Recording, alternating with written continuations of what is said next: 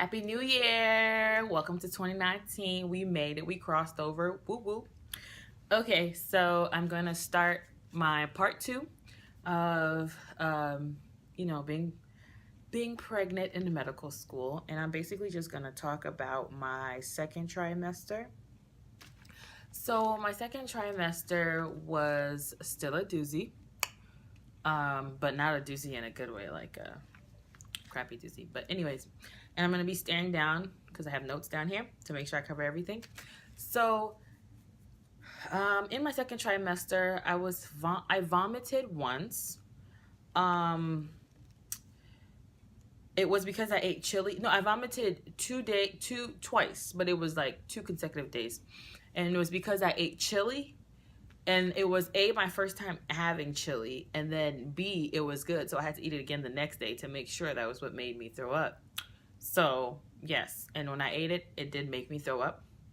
But other than that, I did not have any other, I didn't vomit a lot at all during my second trimester. Another thing that started to happen was when I went to my 24 weeks appointment, I told my doctor about having semi-fainting spells. I didn't faint all the way, but I would have these episodes where it happened 3 times, where I would the first time is I ate, and then I got super weak, to the point where I was on the phone with my mom, and I had took a shower and everything. I was sitting down talking to my mom, and my arms just went completely numb. I couldn't I had my arms like this on my lap, and I couldn't lift up my arms. My head was I was leaning back in the chair like this, and my head was like this. I couldn't move I couldn't move. I could not move. I was sweating profusely. It lasted for I want to say a minute or two, but it felt like forever. And my mom started to panic, and then I managed to lift my finger up because I was holding my iPad in my hands, and I hung up from my mom, and I called my friend, and luckily she had a key to my apartment. So she came running over, but before she could get over to my apartment, because she normally studies at school with me, prior to me getting pregnant. Sorry, I have something in my eye. Crap. Okay.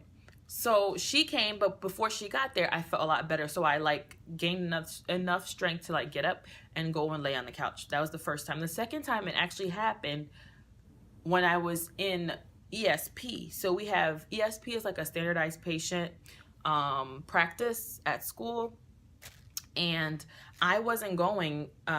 My colleague was. He was it's a patient comes in, and it's a mock trial for patients for medical school. So he was going, but once again, I got really hot. This time it made me very, very hot. So I had to take off my white coat. I took off my, okay, I got a call, so I don't know where I left off, but anyways, so yes, I became very weak during the process. Same position, like I said, I was just sitting there and I was sweating. I mean, I looked down at my shirt, through my shirt, and there was I was sweating. Okay, so then that went away, and I was just oh my god, oh my god, oh my god, please God, don't let me faint. And I didn't faint, but I kid you not, I felt like I was about to die. I'm not even kidding. So I'm sitting there trying to pretend that everything's okay. Anyways, that passed, and then it happened again in the same in ESPs. So after that went away for 5 minutes, I normally carry juice, apple juice, to kind of keep my sugar levels up. So it was horrible, you guys. Looking back now, it was just through it all, I'm just I'm gonna be okay. I'll be strong. It'll be okay. No, it was terrible.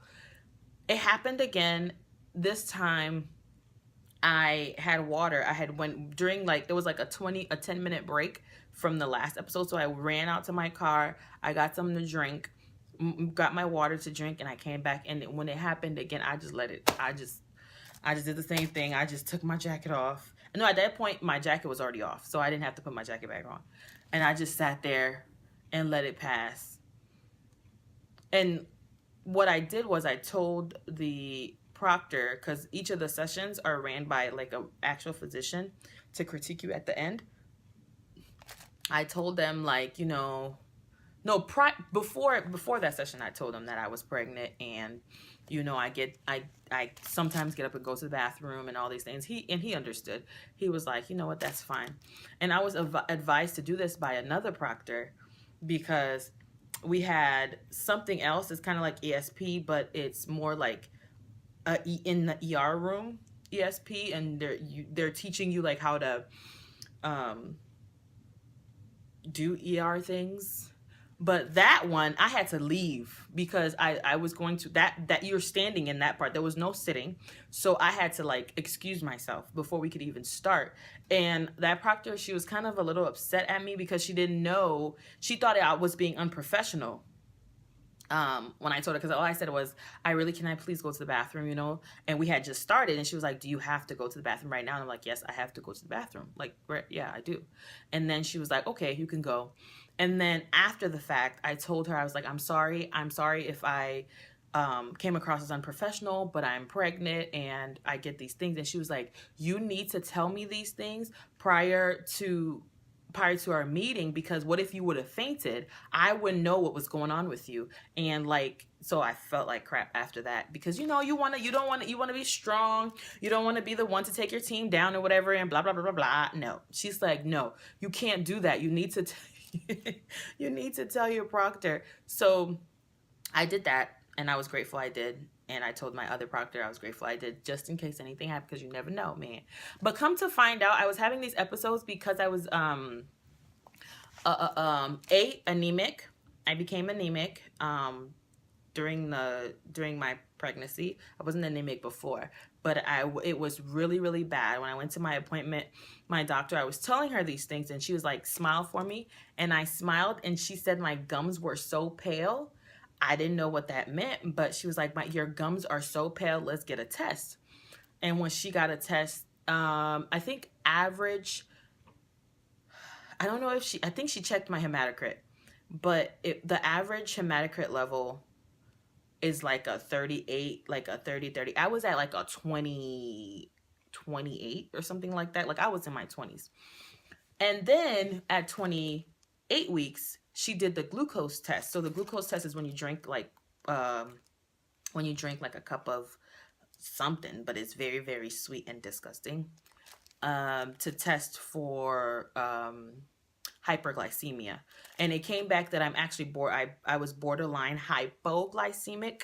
So my sugar levels were really, really low, and which makes sense because when I go to sleep in the morning, at night, I'm not consuming anything for like 8 to 10 hours, and I sleep that long. And so I'm waking up with basically nothing. So then when I eat, there's a spike, and then when it drops, it causes me to have those symptoms. So I didn't know what to do. I didn't know how I could prevent that from happening. But the good part was that, you know, during my ESP, when I was actually going, it didn't happen. I didn't feel great, but it didn't happen. So I was glad that episode didn't happen. So I did my ESP and I was done. And that was it. I didn't have to worry about it anymore. That happened. And another thing was, I still didn't have any appetite during my second trimester. I basically ate like oatmeal and cream of wheat in the morning, alternating every other morning. And then during the day, my partner had left at that time, so it was just me in my apartment. Excuse me. So I had to like cook for myself, and that would take forever for me to cook for myself.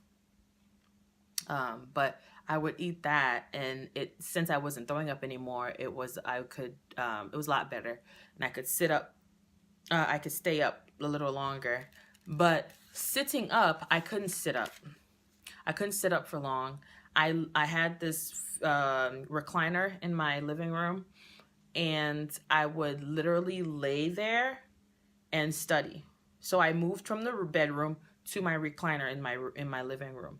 I would lay there and do my lectures and do everything, but I would be so weak for most part of the day, and I couldn't eat. And if you can't eat, you can't really study, because for med school students, all you literally do in med school is like go to lectures, study, eat, study, sleep, hang out with your friends, study. Like everything is like do this, study, do that, study. But you know what I mean? So I didn't have any energy to hang out with my friends. Once in a while I would like try to leave the house and hang out with my friends, but then I would like feel crappy again, so I would want to come home from that.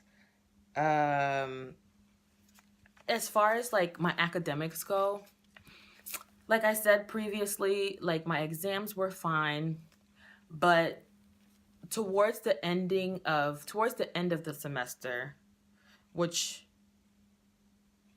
I was in my third trimester, so I'll save that for my third trimester. But the exams in my second trimester, they were okay. I did okay on my exams. So, and I think it was because of the path that I took, but I'll talk more about if you go to Ross specifically, their curriculum and accelerated path, and I'll talk more in detail about that.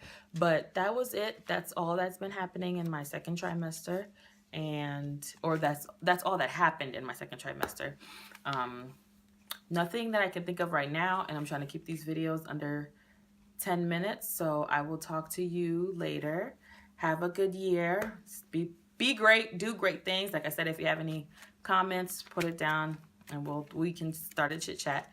And yes, thank you so much for watching. Like, subscribe, and share. Talk to you later.